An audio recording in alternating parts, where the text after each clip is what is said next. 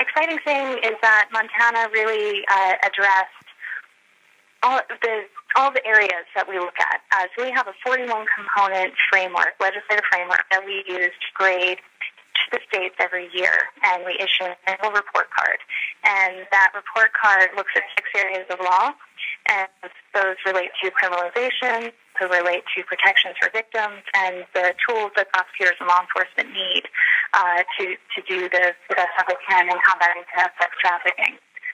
So Montana really addressed that framework. They addressed almost all of the areas of that framework, and so because of that comprehensive approach to addressing the gaps in their laws, they had a really big impact on their ability to address the problem. Fantastic. And so Montana then is the top state in the nation? Montana was the second most improved. So now Montana has actually joined, there are only 6 A states in the country, but Montana, what Montana did is Montana was was our second most improved state. So our most improved state this year was Michigan. Montana was the second, but both Michigan and Montana, their grades actually, they jumped up 3 grades. So Montana went from a D to an A. Wonderful. All right. So was there any particular thing that you took note of that caused that grade to jump all the way to an A? Yeah, I think probably one of the things that had a really big impact was Montana addressed one of the areas of law that makes up about 25% of our framework is the issue of protections for child victims.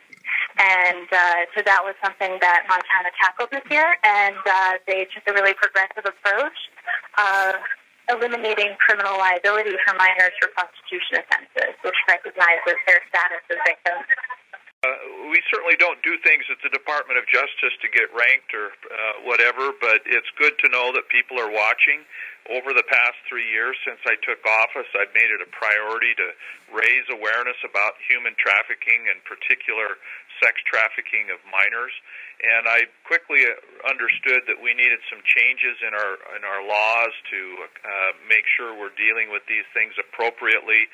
Just one example is whether or not we're treating victims of these crimes, the underage individuals who are being trafficked, actually as victims. So we've been able to do that over the last 2 sessions to get our statutes updated and more victim-friendly, if you will, give us a few more tools to go after these traffickers. But as you know, we've partnered with the Seroptimus clubs, some private businesses like Town Pump and Watkins Shepherd Trucking and the Truckers Association of Montana, and of course law enforcement, to raise awareness. We've put stickers on trucks with hotline numbers and just done a lot of things in educating the Montana public about that. And this organization, Shared Hope International, watches these trends and what's going on in the various states in fighting human trafficking, and I'm pleased to say that they saw what Montana has done, and in just a year's time we've gone from a D rating to an A rating. But ultimately it's about stopping this crime, helping the victims, and making sure that Montana is a safe place to live.